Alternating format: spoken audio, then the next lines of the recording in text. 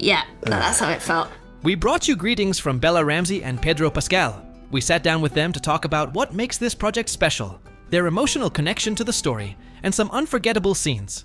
And of course, we tried our luck asking about that moment coming up in Season 2.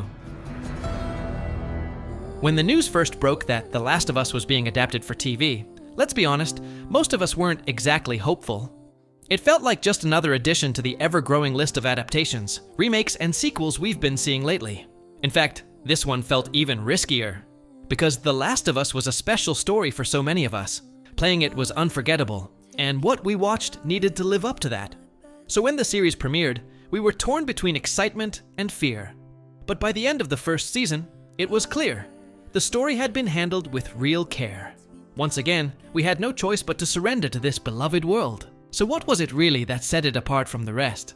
So, what do you think makes The Last of Us special? Right here, baby.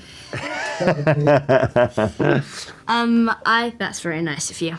But I think that it is, because it's a post-apocalyptic show, sure, but I think that's just like the backdrop to a very emotional and complex human story is what makes it special. Yes, and I think that Craig Mazin and Neil Druckmann have made such an incredible adaptation of something that for a very, very large audience has been such an immersive and groundbreaking storytelling experience. So there were only opportunities to mess that up, and instead they elevated it. So I would say that's probably what makes it so special.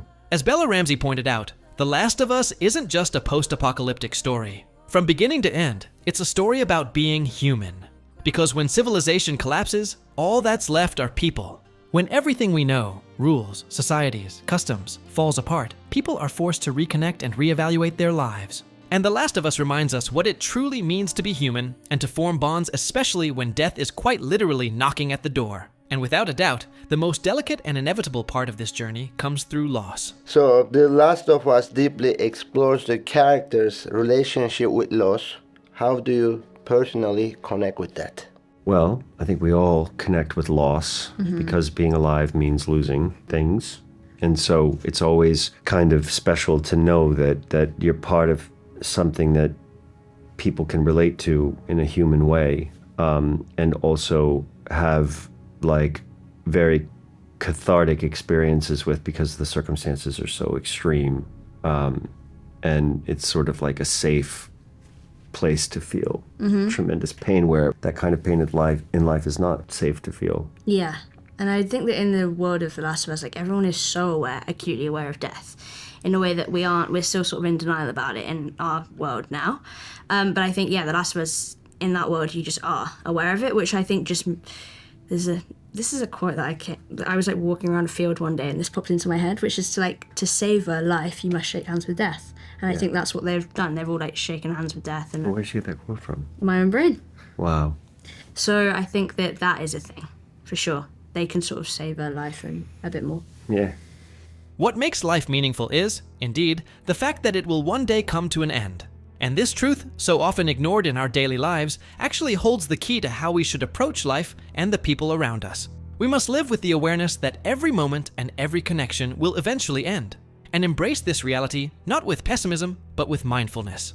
As Bella said, in order to truly enjoy life, we must shake hands with death.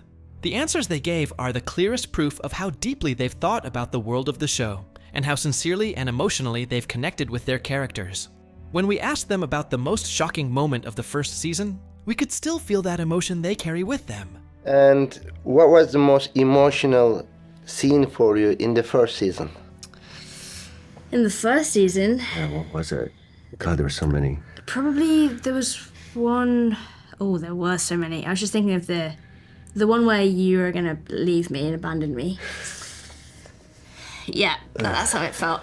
And I think that was a pretty emotional one, but also the Henry and Sam episode. Yeah. I was thinking of that. That was maybe the worst. Motel room that we were The in. motel room, it was so horrifying. dark. Yeah, and losing Kevon, and then the suicide, and then Yeah, and the silence after. I think that was the saddest for sure. They were so good. Yeah. Speaking of sad scenes, it was impossible not to bring up that moment in Season 2.